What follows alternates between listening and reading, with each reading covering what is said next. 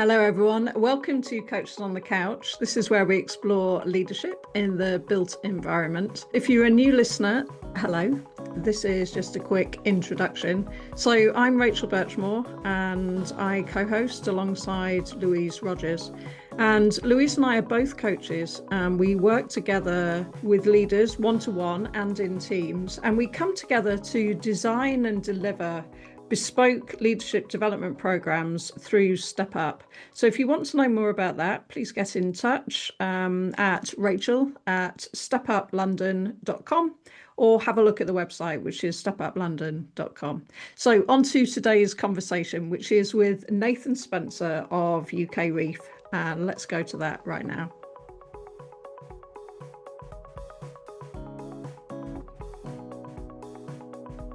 Hi everyone, welcome back to Coaches on the Couch. I'm Louise. And I'm Rachel.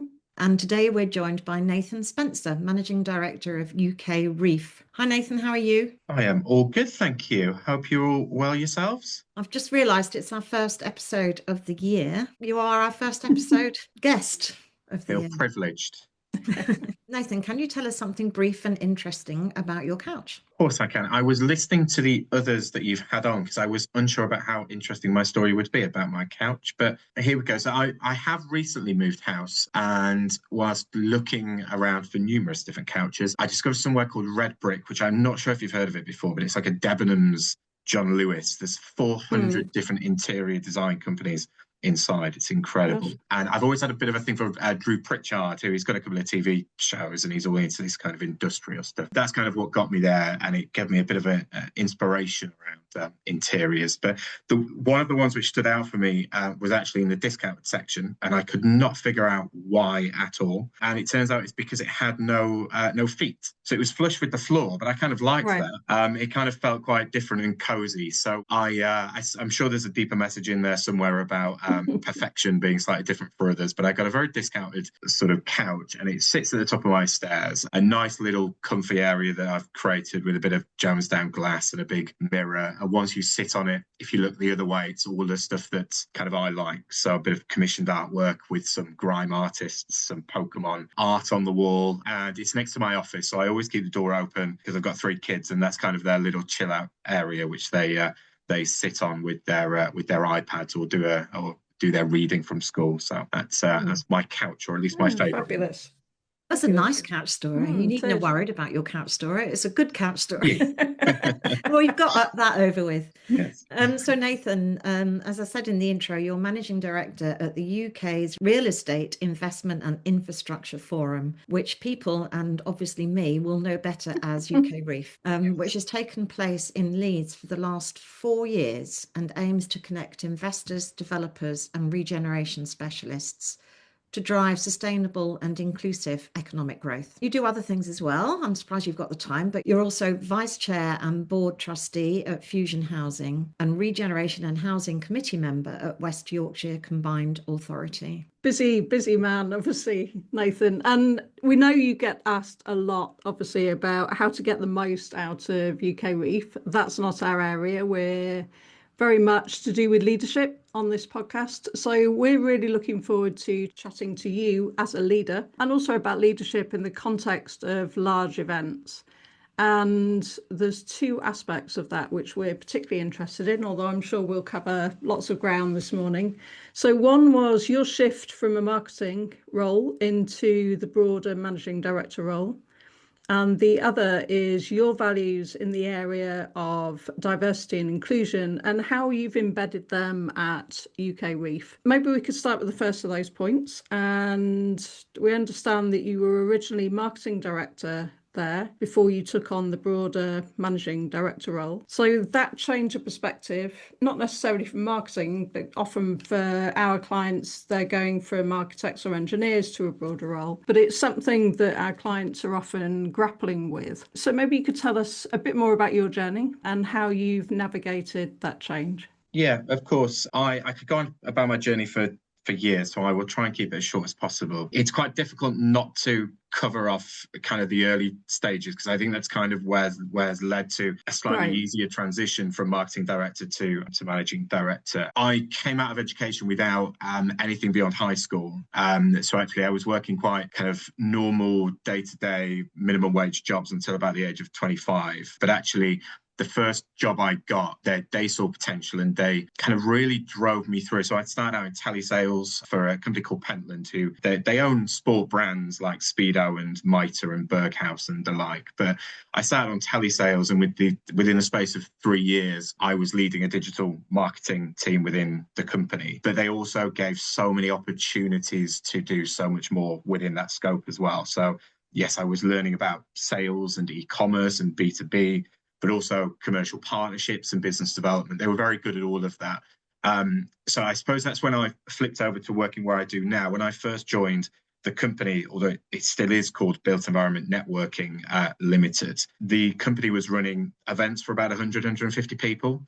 And they do about 80 of them across the UK. And from my side coming in, it was all around versatility. So yes, on paper, I got brought in to do marketing, but actually there was a lot more. You know, you were creating products, you were managing relationships. There was trying to understand as much around the investment market, the built environment, as much as possible.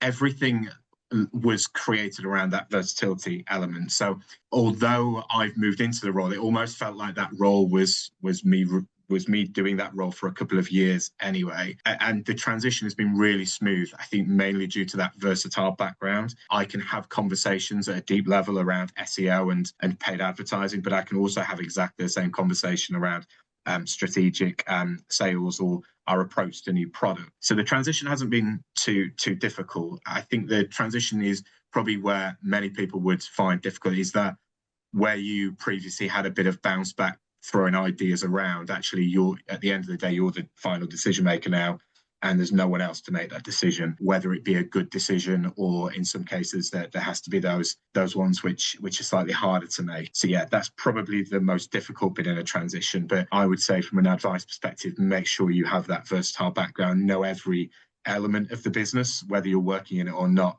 and that will make that transition a lot smoother. That's such an interesting journey. And I don't know, I mean, I think you've been very public about it before, but it explains why you have such a young look around you, Nathan, because you learnt by doing rather than years of studying. I guess that must have been a very informative experience all the way through. And are those two things linked, your journey and your commitment to diversity and inclusion? Because your journey has been what many people would consider sort of untraditional these days.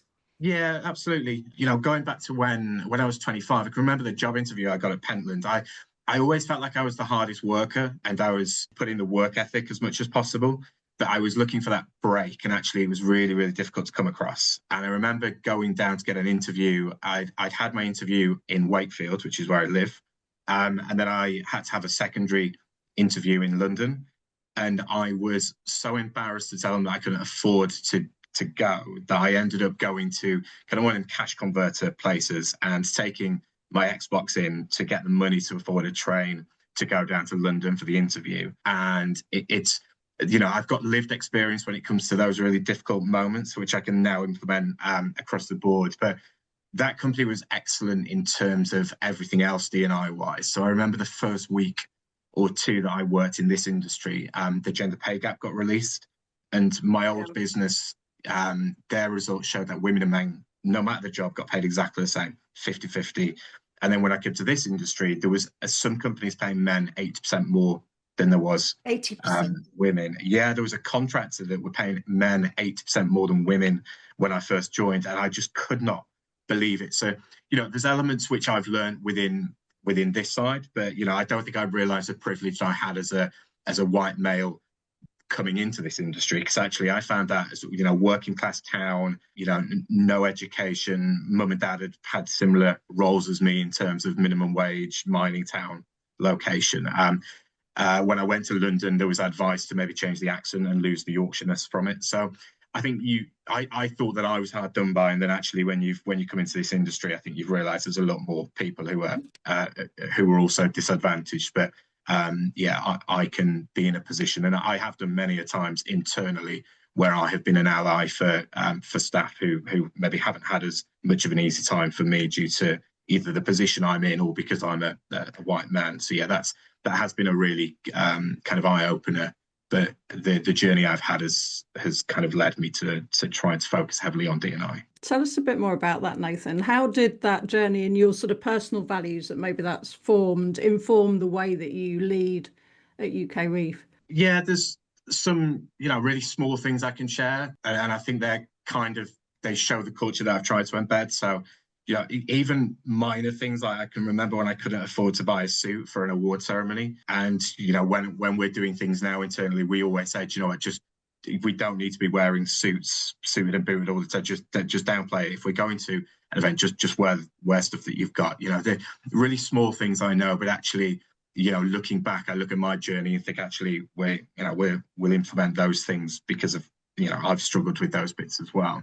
But there's also been a lot of times internally, I won't go into too much details because actually it's a part of the business that we're in today. But there has been periods where,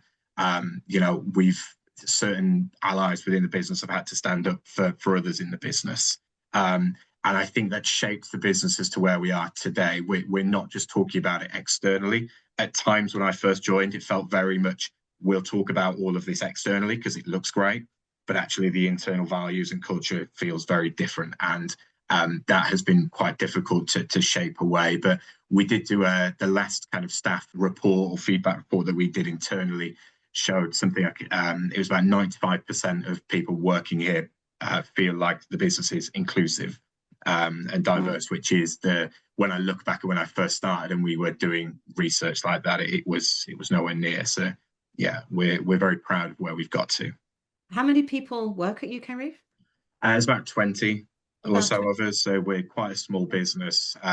We were at one point up to about 40, but that's when there was a really difficult position where there was the old side of the business, Built Environment Networking, which ran those smaller events, and then there was UKREiif. And it's one of those things which took around 18 months to convince the business to get rid of those smaller events. And yeah, really difficult time to go through because we lost members of staff going through that period, but it was the right thing for the business to be doing because they were, that it wasn't the direction that I in particular would want the business to be going in the long run. And was it you that led that change? There was a few. So at the time, we still had the former CEO involved. So they founded UKREiif. Sorry, they founded Built Environment Networking, I should say, about 15 years ago. And I think there was a change in the business when people might know Matt Christie as well within our team, who's been here from when we started creating UKREiif.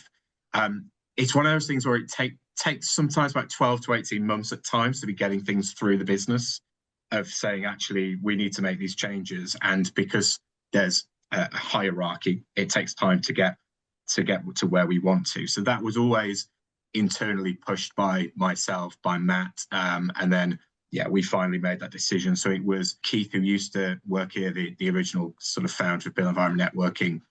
He would have led it, and I think it was the drive from others in the business, particularly those that were behind UKREiif, to try and make that decision. But that was obviously quite a difficult period to be going through. But that was probably back in maybe early 2023, just after UKREiif had launched. So it was quite a bit ago now.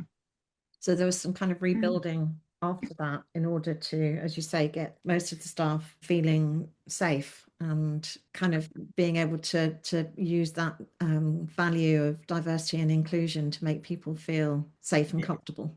Yeah, it's a really tricky period because, if you're part of the decision makers, you know the safety of it, but I've been on the other foot. When I was at Pentland, we were going through redundancies. And although I was getting reassurances on the phone from people, they couldn't give you any clarity, and therefore you never really know where you sit. But yeah, that was a really difficult period, and it still will always raise questions when you have end of year discussions or team meetings I'm really clear now that we have to be, don't be worrying. This is a quick staff update. It's all positive. You have to be going through those bits, because I know that there will always be in any business that kind of worry around what those sorts of meetings can mean. And I really struggle with those bits as well, because sometimes there will have to be sort of feedback given or negatives brought to the business. But we're in a really good position where the team, we've not really seen much churn within the team. The staff that we've got, we keep adding into it, but actually the people that have been here are remaining, and I think that shows the culture we've created is making people want to remain at the business for the long term, despite approaches by competitors or others working the field. So yeah, we're really proud to have a team that is sticking together at the moment. That's great to hear. The diversity and inclusion it's been a challenge, I think, it'd be fair to say, in some of the events in our sector. I'm just wondering how those values are seen when you come outside the business and actually into the event that you're organising at UKREiif. Like panels and things. Well, all of that, exactly. Yeah, I mean, we have, I don't want to call them competitors as such, but there's others who run many events out there, and some of the feedback we hear is genuinely just laziness of, we're really keen to ensure that on panels there is a diverse number of people on the panels, because lived experience is incredibly important. But we've also entered around 70 partnerships with D&I organisations, because we want to ensure that the audience is also diverse, because it's fine hearing different things, but actually you need to be having people putting their hands up and asking questions, and you need to be having in those networking periods that kind of dialogue between different people with different views and different thoughts. So that's been really important to us to put at the heart of everything. I don't think we realised it would be sort of such a key element around how people view us. I think, we could have looked at it and tried to commercialise bits like some have, but I think actually what we've learned is just by trying to create that environment, it's just naturally enabled more people to come to the event. I remember one event that I have been to overseas where there was a WhatsApp group for the LGBT community, and they couldn't find a safe place to meet and speak to someone who's one of the marketing directors at one of the big sort of investors and developers into the UK. They were saying the same. They don't go overseas to that event because of the optics and how it feels to them being LGBT. But from day one, we organised an LGBT walking tour and a fringe event afterwards, a drinks reception, and that's now turned into a 400+ person LGBT disco on one of the evenings. So there's all those bits that we've done have enabled us to build a community around us where they will share with people UKREiif's a safe place to come, whether you are sort of from an LGBT background, whether you're a woman, whether you're ethnic minority. We've just created a position where people feel comfortable being at UKREiif, which I think, again, it's certainly not something which we could do alone. It's all of those partners which have come on board with us to enable that to happen. Yeah, I think you made a very interesting point when you said the lived experience, the importance of having that lived experience in the room. And I think that sometimes it's kind of forgotten that is the whole point of D&I. It's not about having the right representation on panels to make it look good. It's about the lived experience, isn't it? Yeah, 100%. This is we have been challenged about it before, where we've got panelists where people will say, oh, but we want to have 4 men, but or 5 men, but actually some of them have a disability, or some of them have are coming from different social backgrounds, and those are those bits where you kind of have to marry up. There's a risk on us as a commercial entity of being seen to be running all male panels, which get criticised quite frequently in the press, versus the other side of it, which is actually having people, real people with real lived experience on panels. And I totally agree. I find myself not represented quite a lot when I'm speaking in the industry, and a lot of people have villas in the Alps, and they're talking about family trips that they're making to their family cottage overseas or in the Cotswolds. And, it's those bits where I sometimes feel totally isolated. But likewise, I then know, actually, I know which people are my people in the industry, and I can have those conversations around.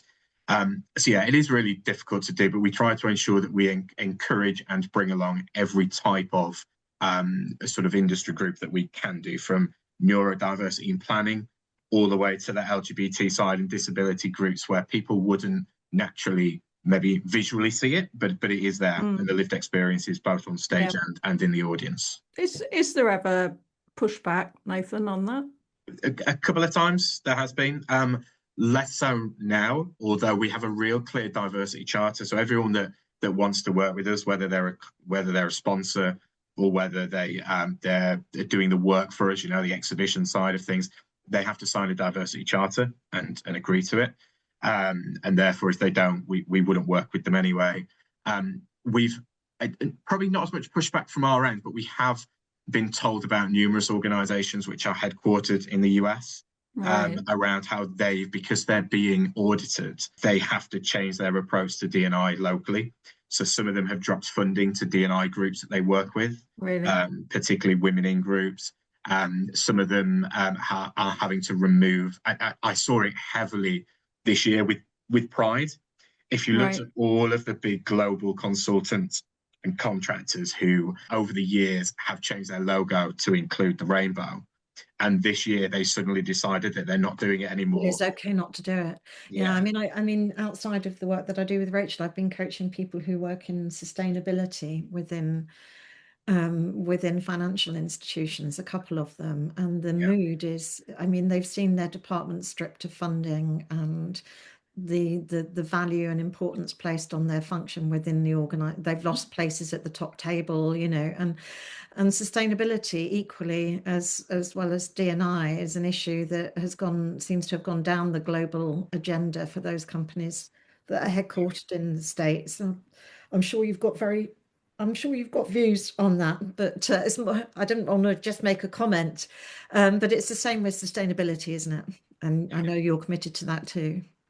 Yeah, absolutely. Yeah, we've got an ISO accreditation for being a sustainable events organization. We've had that since day one of when we launched the business. So yeah, ESG, all elements, the social value element plays very well into the D&I side, but yeah, the sustainability and environmental side is a key anchor for us. We've had less pushback on that side of things, but I think that's because the investors are still wanting to be leading with ESG governance. So from our end, there has been a lot less pushback on that. But likewise, I am aware of some of the bigger pension funds when they're speaking to government officials or new devolved combined authorities in the UK, which maybe aren't as aligned with that ESG agenda. They've shaped their conversation very differently. So yeah, it is working differently behind the scenes, but less pushback, which is positive. And with the social side being implemented into ESG, I'm quite happy with that still being an anchor for a lot of the investors, because the D&I stuff hopefully will feed through the S in ESG. Good. Yeah. Okay. So not all bad then. That's good. Not all bad. That's good to hear. We're coming to the end of our time, Nathan, but just want to talk a little bit about pace and growth of UKREiif, because obviously it's grown significantly over the last 4 years. And I just wondered what that means for leadership and you as a leader. Yeah, we try and work as quick as possible, and we will make mistakes as we go. We try and endeavour to be as entrepreneurial as we can be. Yeah, that old motto of it's easier to ask for forgiveness than permission. We're probably a bit sharper and just say act first, apologise later. We try and do that across the board. I would much prefer my team to be making those mistakes rather than coming to me to ask for permission to be doing this and that. So yeah, there's a lot of trust there, and we've created the environment where there's even been a couple of times over the past 12 months where a couple of colleagues have come in who aren't senior management team and have said, oh, you've done this, I just query it. And actually I've sat on it for a couple of days and go, do you know what? Yeah, you're right. And we'll communicate it out to the business on an all teams email to say, we're making this change because of this individual raised it. And I think it just builds that trust within the team to say, actually, yeah, you can query back. But yeah, we try and be as quick as possible. We don't overanalyze. We could do that until the cows come home, but I like to go by gut feel and instincts at times. And I feel even if you have all of the data in front of you, it could still be the wrong decision that you're making. So yeah, we do go really quick at pace, and it's difficult to catch up. I'll be honest, we're still thinking, do you know what, I wish our CRM was in a better position than it is. And actually, if we hadn't have moved as quickly, it would be. But we wouldn't have had this growth if if we'd have waited a year for a perfect CRM system. So yeah, there's going to be wins and losses either way, but we always just try and move as quick as possible. So what's for the future for UKREiif? Lots. You. Lots. We're not allowed to talk about most of it though. No, we went through an acquisition in June 2024. A few of us are still kind of part of the business within the share side or the equity side of things, but we've decided to sell in 2024 to a company called Infopro. Infopro are a global business based in France with 4,000 employees, much bigger than us. Actually, they've been really good with just keeping us, and saying, you just run what you want to do. So we are looking at, obviously, international growth. They already have a really, really solid base in locations which are French, Spanish speaking, German speaking.